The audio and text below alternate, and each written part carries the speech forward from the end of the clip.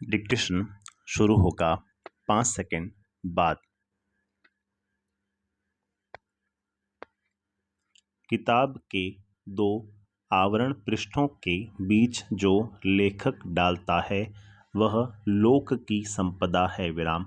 जो कुछ वह खुद नहीं डालता निजी संपदा वह है। मोटे गत्ते की जिल्द वाली उस नोटबुक से आप सभी परिचित होंगे जिसके पन्नों पर साल के 365 दिनों की तिथियां क्रम से सजी होती हैं और हर तिथि के साथ एक या आधे पृष्ठ की खाली जगह छोड़ी जाती है विराम। यह खाली जगह उस तिथि विशेष के साथ संबद्ध सूचनाओं या निजी बातों को दर्ज करने के लिए होती है विराम। मसलन आने वाले किसी खास दिन के लिए तयशुदा दायित्व और कार्य योजनाएं उसमें लिखकर छोड़ी जा सकती हैं ताकि डायरी उस तिथि के आने पर हमें हमारे संकल्प की याद दिला दे विराम। इसी तरह हमने कभी कोई ऐसा काम किया या किसी ऐसे अनुभव से गुजरे जिसे हम याद रखना चाहते हैं तो उसे डायरी में उस तिथि विशेष के पन्ने पर दर्ज किया जा सकता है विराम। ऐसा करके हम अपने काम या अनुभव को लिखित शब्दों के सुरक्षित ठिकाने पर पहुंचा देते हैं और सुनिश्चित करते हैं कि वह विस्मृति का शिकार न हो विराम पैरा। सामान्यतः डायरी लेखन की जब चर्चा होती है तो उसका आशय डायरी के किसी दूसरे उपयोग से होता है विराम। दिन भर आप जिन घटनाओं गतिविधियों और विचारों से गुजरते रहे उन्हें डायरी के पृष्ठों पर शब्दबद्ध करना ही डायरी लेखन है विराम। यह लेखन मूलतः आपके अपने उपयोग एवं उपभोग के लिए होता है विराम। हालांकि यह भी सच है कि पिछले कुछ दशकों में ऐसा लेखन एक विधा के रूप में पाठक समाज के बीच खासा लोकप्रिय हो चला है विराम। पिछली सदी की सर्वाधिक पढ़ी गई पुस्तकों में से एक है एनी फ्रैंक नामक एक किशोरी की पुस्तकाकार छपी हुई डायरी जो उसने 1942-44 में के दरमियान नाजी अत्याचार के बीच एम्स्टर्डम में छुपकर रहते हुए लिखी थी विराम। यह डायरी जब प्रकाशित हुई तो उसे एक ऐतिहासिक दस्तावेज के साथ साथ एक साहित्यिक कृति के रूप में भी महत्वपूर्ण माना गया विराम। यह तो महज एक उदाहरण है विराम। इस तरह चर्चा में आने वाली कई समान धर्मा कृतियां रही हैं विराम।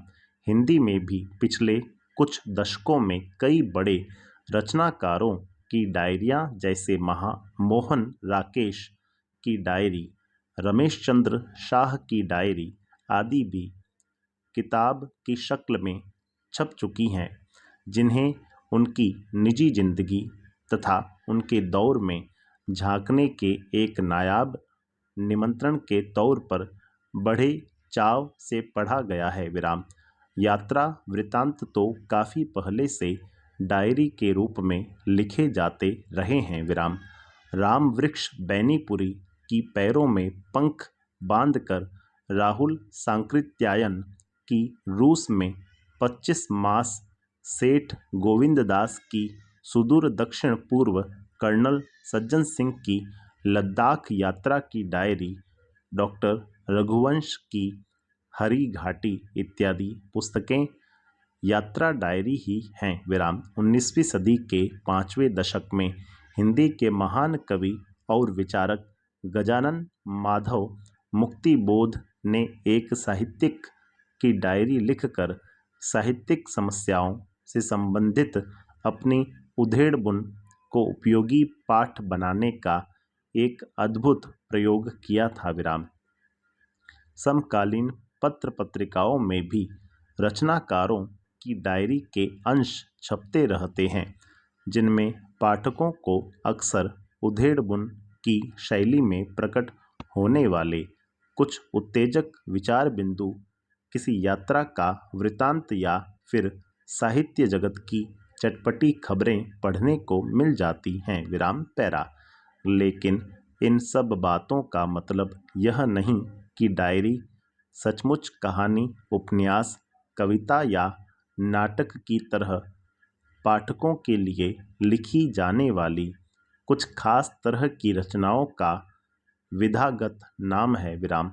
डायरी उस अर्थ में साहित्यिक विधा नहीं है, भले ही वह किसी और साहित्यिक विधा की कृति को अपना रूप उधार दे दे। विराम।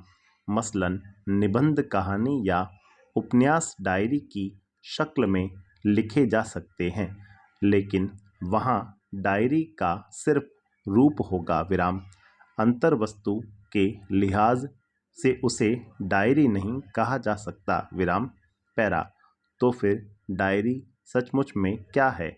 हम कह सकते हैं कि वह नितांत निजी स्तर पर घटित घटनाओं और तत्संबंधी बौद्धिक भावनात्मक प्रतिक्रियाओं का लेखा जोखा है। विराम। इन्हें हम किसी और के लिए नहीं, स्वयं अपने लिए शब्दबद्ध करते हैं। विराम। ऐसा अवश्य हो सकता है कि किसी समय उनकी सामाजिक सांस्कृतिक उपयोगिता का कोई पहलू हमारे ऊपर उन्हें सार्वजनिक कर देने का दबाव बनाए। विराम। लेकिन इसका मतलब यह नहीं कि वह सार्वजनिक किए जाने के लिए ही लिखी जाती है। विराम। शुद्ध लेखन के स्तर पर देखें तो वह अपना ही अंतरंग साक्षात्कार है, अपने ही साथ स्थापित होने वाला संवाद है, एक ऐसा साक्षात्कार और संवाद जिसमें हम सभी तरह की वर्जनाओं से मुक्त होते हैं। विराम। जिन बातों को हम दुनिया में किसी और व्यक्ति के सामने नहीं कह सकते, उन्हें भी डायरी के पन्नों पर शब्दबद्ध करके खुद को सुना डालते हैं। विराम।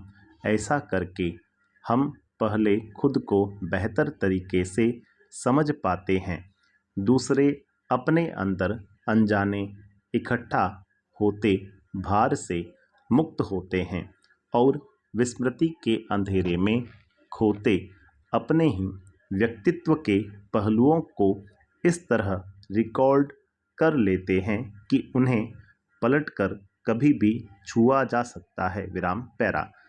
लेकिन ऐसा नहीं है कि डायरी सिर्फ ऐसे ही निजी सत्यों को शब्द देने का जरिया हो जिनकी किसी और रूप में अभिव्यक्ति वर्जित है। विराम। वह एक तरह का व्यक्तिगत दस्तावेज भी है, जिसमें अपने जीवन के खास क्षणों, किसी समय विशेष में मन के अंदर कौंध जाने वाले विचारों, यादगार मुलाकातों और बहस मुबाहिसों को हम दर्ज कर लेते हैं। विराम। अपनी कई तरह की स्मृतियों को हम कैमरे की मदद से भी रिकॉर्ड करते हैं, पर खुद अपना पाठ तैयार करना और जो कुछ घटित हुआ उसकी कहानी कहना एक ऐसा तरीका है जो हमें आने वाले दिनों में उन लम्हों को दोबारा जीने का मौका देता है। विराम। आज की तेज रफ्तार जिंदगी में यह तरीका सचमुच नायाब है। विराम। जिंदगी की तेज रफ्तार में इस बात की आशंका हमेशा बनी रहती है कि सतही और फौरी किस्म की चिंताओं के अनवरत हमलों के बीच गहरे आशय वाली घटनाओं और वैचारिक उत्तेजनाओं को हम भूल जाएं। विराम।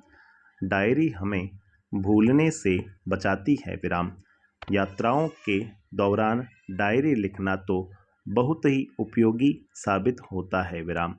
एक लंबे सफ़र का वृत्तांत अगर आप सफ़र से लौटकर लिखना चाहें तो शायद पूरे अनुभव का 2/3 हिस्सा ही बचाकर शब्दों में उतर पाएगा।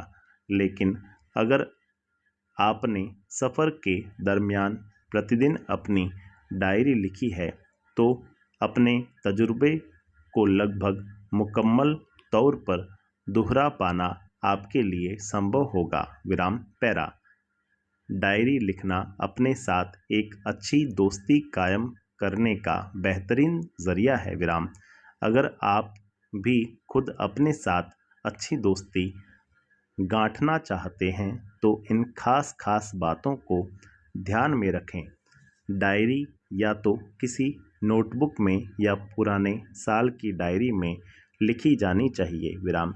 पुराने साल की डायरी में पहले की पड़ी हुई तिथियों की जगह अपने हाथ से तिथि डालें। विराम। यह सुझाव इसलिए दिया जा रहा है कि आप कहीं मौजूदा साल की डायरी में तिथियों के अनुसार बने हुए सीमित स्थान से अपने को बंधा हुआ न महसूस करें। विराम। ऐसा भी हो सकता है कि हम किसी दिन 2-3 पंक्तियां ही लिखना चाहें और किसी दिन हमारी बात 5 पन्नों में पूरी हो। विराम। कहा भी गया है, सभी दिन एक समान नहीं होते। विराम। ऐसे में डायरी का किसी निश्चित तिथि के साथ दिया गया सीमित स्थान हमारे लिए बंधन बन जाएगा। विराम। इसीलिए नोटबुक या पुराने साल की डायरी अधिक उपयोगी साबित हो सकती है। विराम।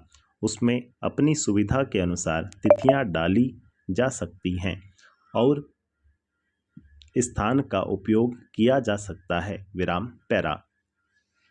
लेखन करते हुए आप स्वयं तय करें कि आप क्या सोचते हैं और खुद को क्या कहना चाहते हैं। विराम।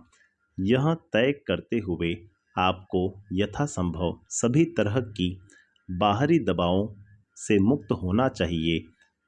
विराम। अपनी दिन भर की घटनाओं, मुलाकातों, ख्यालातों इत्यादि में से कौन कौन सी आपको दर्ज करने लायक लगती हैं, किन्हें आप किन किन वजहों से भविष्य में भी याद करना चाहेंगे, यह विचार कर लेने के बाद ही उन्हें शब्दबद्ध करने की ओर बढ़े। विराम। डायरी बिल्कुल निजी वस्तु है और यह मानकर ही उसे लिखा जाना चाहिए कि वह किसी और के द्वारा पढ़ी नहीं जाएगी। विराम। अगर आप किसी और के पढ़वाने की बात सोचकर डायरी लिखते हैं तो उसका आपकी लेखन शैली, विषय वस्तु के चयन और बातों के बेबाकपन पर पूरा असर पड़ेगा। विराम। इसलिए यह मानते हुए डायरी लिखें कि उसका पाठक आपके अलावा कोई और नहीं है। विराम। यह कतई ज़रूरी नहीं कि डायरी परिष्कृत और मानक भाषा शैली में लिखी जाए। विराम। परिष्कार और मानकता का दबाव कथ्य के स्तर पर कई तरह के समझौतों के लिए आपको बाध्य कर सकता है। विराम। डायरी लेखन में इस समझौता परिस्थिति के लिए कोई जगह नहीं है। विराम। डायरी का डायरीपन इसी में है कि आप जो कुछ दर्ज करना चाहते हैं और जिस तरीके से दर्ज करना चाहते हैं करें। विराम। इस सिलसिले में भाषाई शुद्धता कितनी बरकरार रहती है और शैली सौंदर्य कितना सध पाता है, इसकी चिंता न करें। विराम। आपके अंदर के स्वाभाविक वेग से शैली जो रूप ग्रहण करती है वही डायरी की उचित शैली है। विराम पैरा। आखिरी पर बहुत अहम बात ये कि डायरी नितांत निजी स्तर की घटनाओं और भावनाओं का लेखा जोखा होने के साथ साथ आपके मन के आईने में आपके दौर का अक्स भी है। विराम। आप अपने जिन अनुभवों को वहाँ दर्ज करते हैं उनमें आपकी नज़र से देखा परखा गया समकालीन इतिहास किसी न किसी मात्रा में मौजूद रहता है। विराम।